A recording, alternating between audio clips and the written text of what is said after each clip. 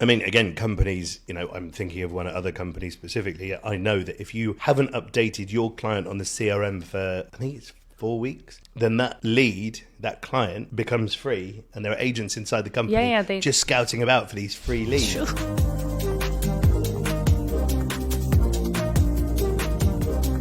Hello and welcome to the Two Fat Brokers podcast. I am Ben from Abu Dhabi. Barney from Dubai. Asel from Dubai. We also have Asel, who works for Eden Realty Realtors.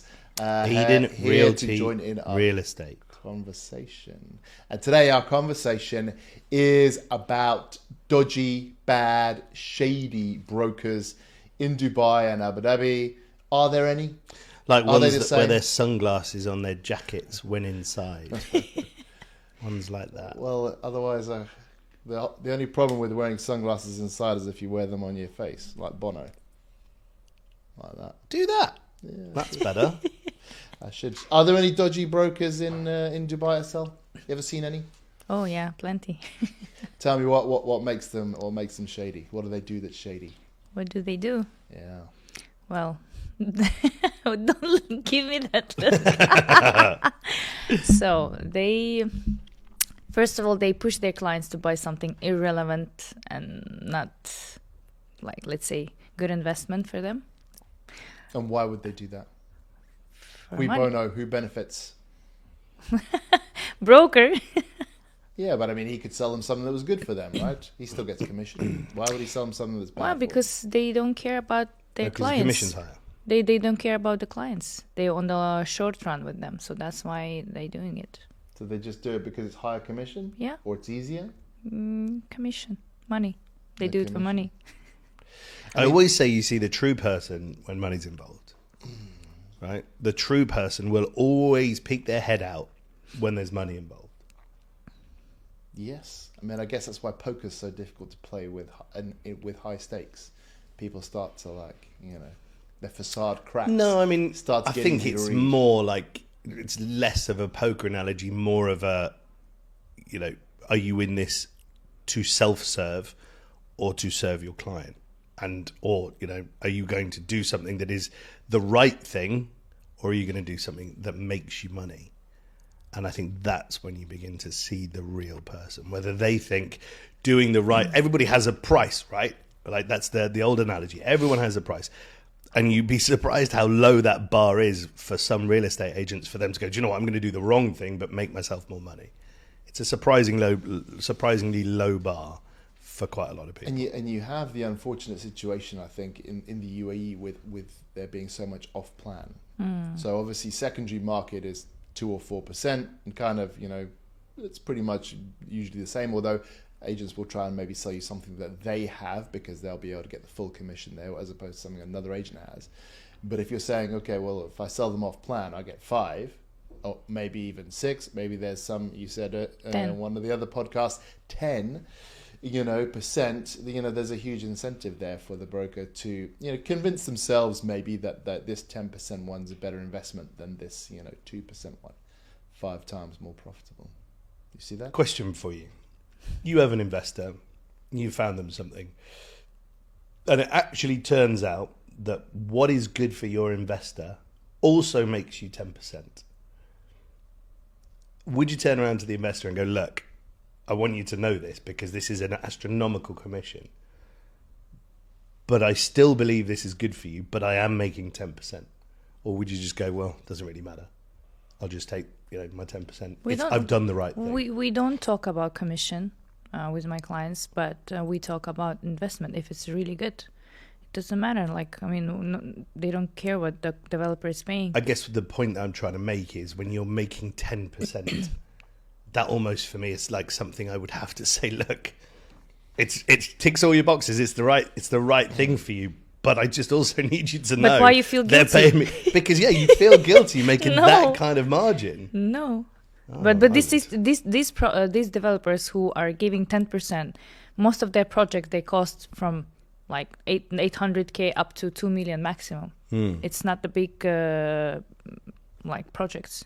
So like 20%, 20 million project will not give you 10%. No. So that's some of them you're saying. lucky to get two. Well, what you see in financial services recently is because financial is when you are buying these products from advisors, they were making these massive commissions on some of them. And so what they've done now is financial services, at least in the UK, I don't know if it's the same in Dubai, they need to tell you how much commission they're making. So if they offer you 3 options, they say there's this, and this, and and I'm making this commission, that commission, or this commission on each one of those, because obviously it's important for you, I think, because exactly as you say, Barney, to know the motivation of someone who's advising you. Okay, you're advising me for this 10%. Is it really the best thing for me, or are you doing it because of the money? I had one time conversation with one of my clients. So we had 2 projects that we chose, and we were thinking which one is better. So I told him, I gave him my honest advice. I told him, listen, on this project I will make 5%, okay, but on this project I will make only 3. In my opinion, if you compare both of them, I'd rather go for this, the one who pays me 3%, because it's better than this one. If I was a dodgy broker, I would go for 5, right? So I don't do that. So I'm always honest. But sometimes there are dodgy clients. Well, maybe that's another podcast. That is a good podcast. So brokers, taking more money. Okay, that's a little bit dodgy, but it's not really dodgy. What's something that's properly corrupt that brokers do? They're trying to steal your client. Okay. Yes. How do they do that? How do you do? So let's say there is a developer who can give 2% as a discount. And they're paying 5%. They go to a client and they say they already know that they're already signing with you. They tell them, "Listen, we are ready to give half of our commission. Sign it with us." This is So they give a That's what we kickback call a to kickback. steal. yeah, kickback. Okay. So in this case, I know what to tell to my client. Yes. So that's no honor among thieves. That's brokers ripping other brokers off. But where might a broker rip a client off, or I think it's very difficult to actually rip them off, to take money from them. I mean, let's deceive them. I have heard of some real estate agents charging buyers not the normal 2%, charging them 5-6% because the buyer just secondary. didn't know. Yeah. Oh, The client, they were like, yeah, no, that's normal. That's fine. You just pay me 5%. But I mean, I've heard of that happening 2 or 3 times over 16 years. Do you ever get key money? And by key money, I mean, Commercial. if someone has a unit exclusive or unobtainable, and it's a very good price, and they say to the buyer, "Listen, this is a very good price, so I'm going to charge you more commission. I'm going to charge you more than the 2 because I've got this below market." No. We don't get much stuff below market these days. Get a lot of stuff above market, but not much stuff below market. Okay, we've seen that. We've seen that in Abu Dhabi a couple of times. Yeah, I mean, I can understand. Super hot deal. But again, okay, so if you're being honest with your seller, right, Mr. Seller, you've given me this. It's below market. I want you to know I've got it. You've given it to me exclusively. I'm on to a winner here. I'm going to charge the buyer 3%. As long as you're honest with the seller, the person that you're representing, I don't see that as being unscrupulous. You've probably misadvised the seller, though, or else why would it be so cheap? Well, I mean, I think if you have to have that conversation to say, look, I'm going to charge this guy 3%, Mr. Seller goes, well, all right, I've either priced this wrong because you think you can get a top up or an extra commission, so let's have another conversation. Or Mr. Seller has gone, I'm really motivated to sell, just get me out of this. Which is probably more likely because, there's not that many poorly educated sellers in Dubai. Everybody seems to be a real estate professional around here. Yeah, but they're listening to our podcast, and that's why they're so well informed. Well, that probably would arguably make them dumber. Do you still get listings bait and switch where someone's advertising a low listing and then oh, that one's gone? But I got so many. There's a couple of real estate agents on the Palm who work for one company. Yeah, and that's all they do. That's all they do. They have 70 odd listings on the Palm, and about 85-90% of it is just fake. And how they do it, I don't know, because you have to have all of these. There are processes you have to go through to market with some of these portals, where you have to have the title deed, you have to have a signed Form A, you have to have all of these things. Somehow these two They managed to get it. brokers, I really want to say their names. Can I say their first names? No. There's no need. Why? No need. They're quite popular names. Because then they'll know we know, but nobody else will. I mean, They probably don't even watch this, in fairness. I often have these delusions of grandeur that the whole world watches our podcast. But anyway, they work for a well-known mid-level real estate company, and they have 90% of their listings are fake. Yeah. Yeah, I mean, that does happen. I remember looking at Property Finder statistics for one area in Abu Dhabi, and we had, I don't know, like 25 listings there. Maybe we got 60 leads in a month. And another company who was above us had 90 leads in a month and one listing. I'm like... There you go. It's the value of a good listing, and everyone. I'm going to the Property Finder guy like, what? Like, that's clearly fake. He's like, really? Like, what makes you think that? I'm like, 90 leads off one listing. And they didn't sell it. Yeah. Like, surely 90 leads for one property, you're going to have sold that. Okay, so the bait that's switch unscrupulous. is still That's extremely popular everywhere. It's much less popular than it used to be. Wouldn't you agree? We use a platform called Property Finder. Other platforms are available, and they have a system in place where you can't. So a seller in Dubai can list with a Form A with 3 different brokers. If broker number 4 comes along and Mr. Seller's done another Form A with him, they can't post it online because it's 3. So Property Finder are very good at that. That said, Property Finder are also, I don't know what the best way to say it they're also the platform that these 2 agents on the Palm use. So it's fallible. There's obviously a loop in the, or a chink in the armor somewhere down the line. True. And then you said on one of the other podcasts also that you've come across a wicked witch called Alphaba who advises their clients to buy something, and she can make them 30% in 6 months. In 6 months. And she was selling them some high value stuff. Yeah. Like, you're talking 50, 60 million dirham apartments and lots, several of them. Several. But I also begin to think to myself, for you to have the kind of money that this guy invested, you have to be pretty clever. And if someone's turning around to you and going, I'll make you 30% in 6 months, you have to have lost some of your brain cells to go, this has got to be kosher. Like, this has to be legit. 30% in 6 months. Yeah. You got to say they're like a caveat emptor, right? I mean, Yeah, I mean, you've walked into that with your eyes wide open and, she's pulled your pants down. But also, that is poor advice. But you have to, as an individual, you are, as a buyer, you're as culpable as the person telling you the lies if you're believing them and they are that crazy. You have to think, okay, well, this does seem a bit too good to be true. So, in that respect, 6 one and half a dozen of the other. But if any of your real estate agents are telling you they'll make you 30% in 6 months, just walk away from them. Call a sell. She doesn't lie about that. Security deposits, when you have an MOU, who do you make them out to in Dubai? Like, who are they? Who's the security deposit made? The person on the title deed. Yeah, because still in Abu Dhabi we have a lot of agencies making the security deposit out to the agency. That's not allowed. And I'm saying that to buyers and sellers, like, why are you making it out to the agency?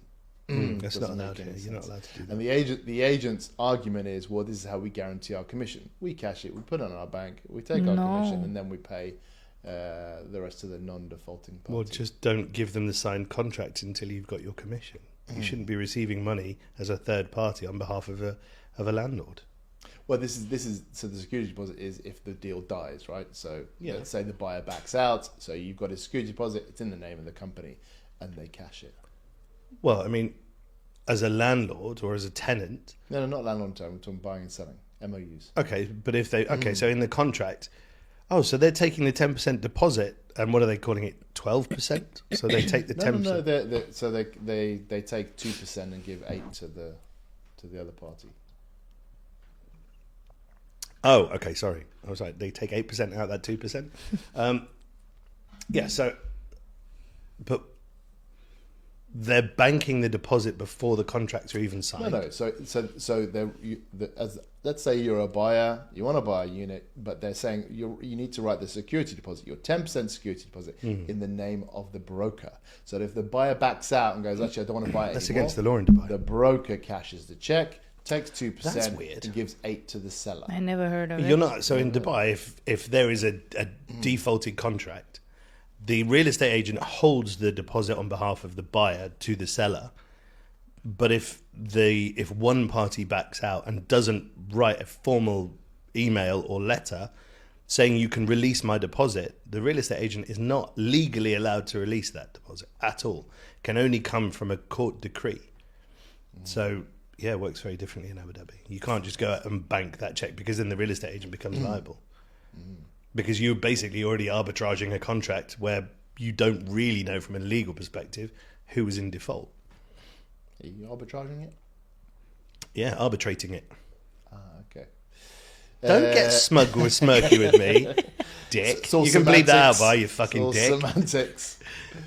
And then we've had an interesting, years and years ago now, you found a piece of land for a client. They then said, had a look at it, and then they said they didn't want it. And then another broker did the deal with that client, who happened to be allegedly related to the CEO. Yes. So that still hurts to this day.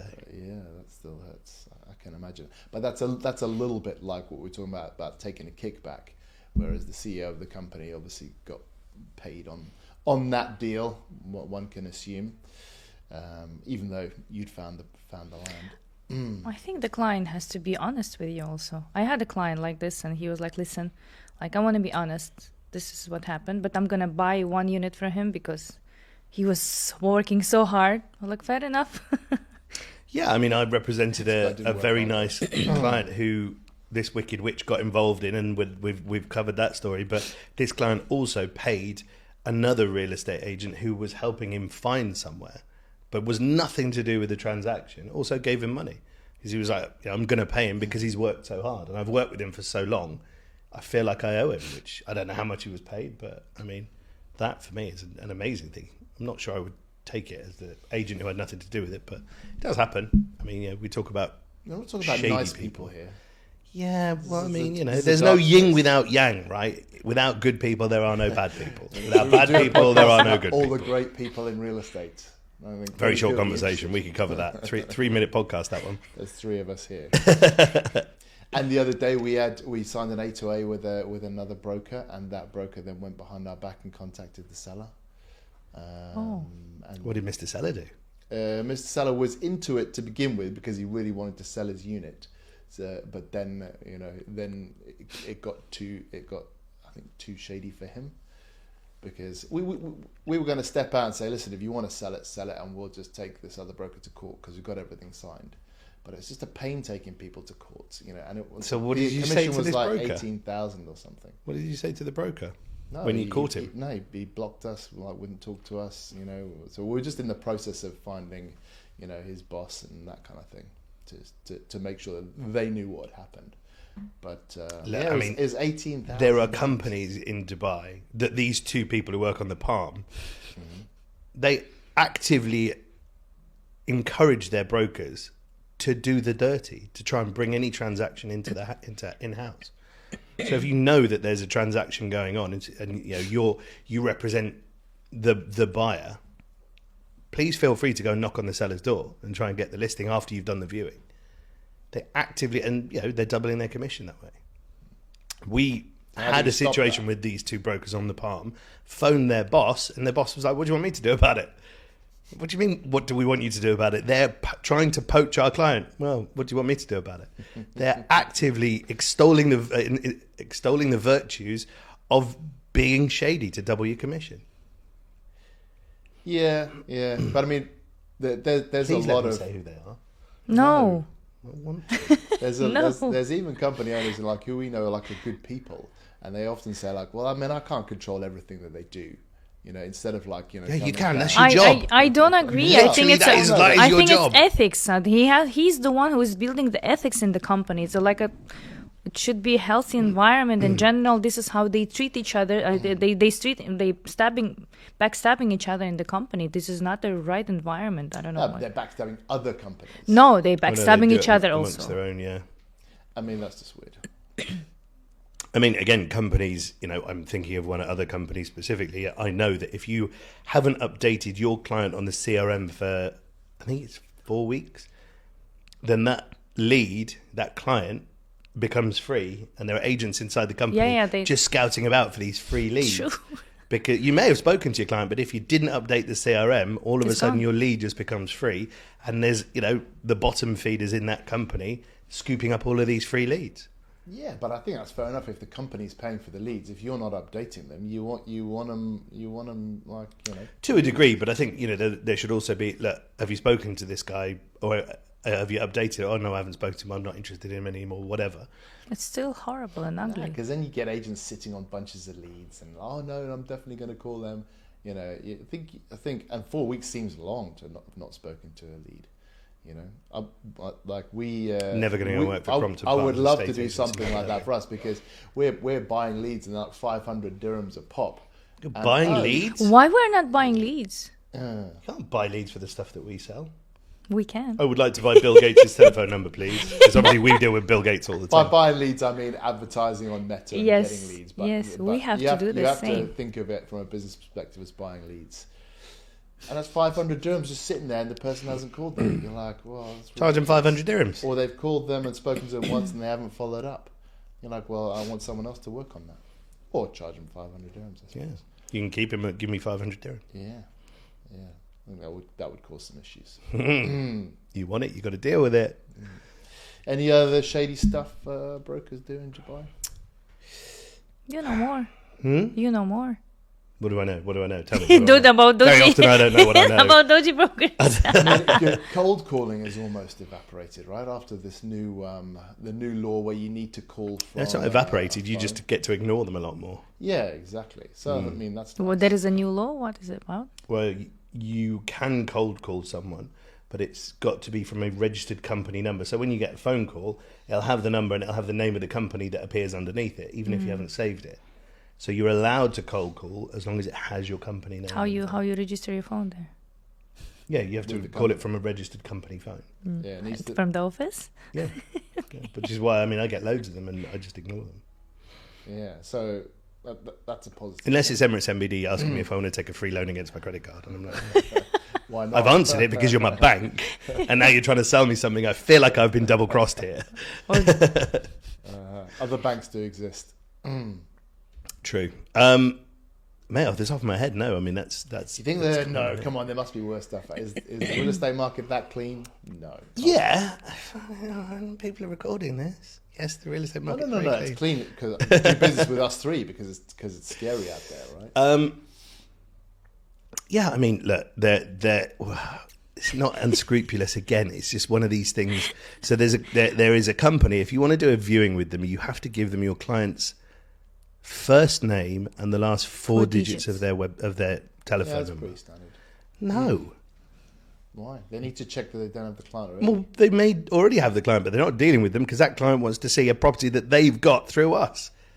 Duh. Like, if you were already dealing with them, they wouldn't be like trying to view your property. What that is, oh, yeah, God, we have got his number. Let's give him a call. You want to see this house? It's dumb. Well... I just don't do it. I refuse. No. I still want to see it. Yeah, but I mean, yeah. I mean, you're looking at this, right? Point. And this is actually quite good because in this podcast we have 2 feet in one side of the argument and another foot in the other side, which is the owner of a company, right? I'm an owner of a company, but I still broker, so I'm coming at this from more a sales point of view. You're coming at it from a business owner's point of view, where I'm paying for these leads and I don't want to, potentially miss out on any lead. It's quite interesting. Yeah, true. And so you can get a client who, is with you and they're like, okay, I want a 3-bed apartment with sea view, and then some other broker comes in and they want to view a 2-bed townhouse, with garden view, and it's the same client. And they're like, okay, well, we've actually got this client, but they're telling you something different. And I guess clients can do that sometimes. They're like, okay, I'll look at apartments with this one and villas with this one, or they're just on Property Finder or Beirut or Dubizzle and just be. You'll likely find it's the agent not vetting the client properly.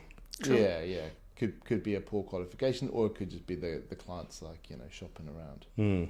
But I mean, lots of developers do that because lots of developers want to make sure that they don't have the client already, because obviously they're doing advertising and make sure the client hasn't already viewed their development, maybe with another broker. Yeah, we get that all the time. People come to Mangrove Village with one broker, and then next week they'll come with a different broker to the same project. So you're like, no, we need to know who these people are. to allocate them, or maybe they came direct at one point. We have to register our clients with the developers by sending the passport. You fill out a form and you send it online, so it's physically registered, and I think that lasts for 3 months or two months, depending on the developer. But you object to doing that with other brokers? 100%. The only reason that other broker is doing it is because they're a big company and their net is spread wide. They may have somehow got this lead which has been burnt in their company, right? But that buyer is working with us. But you then want us to throw up a red flag in your company so that you can go, we've got his contact details. We'll now start talking to him. Yeah, I mean, it might have been like if it was a buyer who contacted them the year before, or something like that. Exactly. Yeah, that's not cool. And if you did have this person and you were actively working with them, they wouldn't want to come and see something that you've got as a listing because you would have already shown it to them. Do you feel me? So it's just a lead scooping mechanism. Again, not unscrupulous, but you've got to be a bit of a dumbass if you think you're going to fall for it. Well, then I guess you just don't get to see the unit. No, you do get to see the unit through us because we give you a false name and a false telephone number. There's a way around it. I didn't do that. I've never done that. There's a will, there's a way. Yeah, I'm sure. But then they're like, hold on, this is our client. We're not going to... Anyway. So many scenarios that could play out. So many. Well, Come on, Estelle. What about you? What about you? Anything unscrupulous you want to talk about? Anything an agent's done to you? No, because you would have buried them in the desert. That's true. Well, like they tried to steal my client a couple of times. It's impossible. How? They're trying to contact him or through other people, and then they were even offering them kickbacks, and they come back to me and telling me, this is what happened. I said, maybe you will give us a discount because the developer is paying you. Why don't you? Because we want to work with you. I was like, listen, guys, this is my bread and butter. I don't work for peanuts. If you think that my work doesn't worth paying me this much, it's better not to work with me. They're not paying you anything, are they? Yeah. I mean, so and at the end of the day, it's not you who's paying. And if you want to, I already once faced this. So one client, he was like, he's giving me a discount, because of he's giving him a kickback. I told him, listen, if you feel like closing with him, close with him. But later, when you will come back after 6 months, this is what he's offering you, this is what he's promising you, don't come back to me and ask me to sell your property because I'm not going to work on this. You have your client. So it's the same thing. Later on, if someone will offer him more commission than you, he will ditch you and he will work with someone else. This is exactly how you can trust his agent. It's up to you. So after 8 months, I think he got back to me telling me, please, I need your help. Can you help me? I was like, I'm sorry, where is your agent? He was like, well, he couldn't sell it. Wish you luck selling it. I'm not working on it. All right, guys. Well, listen, I think, again, we're getting the move on signal from Joel over there. You don't have to, that you're breaking the fourth wall there, Bonnie. What's the fourth wall? We don't know who Joel is. We're just three people sitting in our living room having a conversation. That's Joel. Yeah. We know Joel. Why are you being mean to Joel?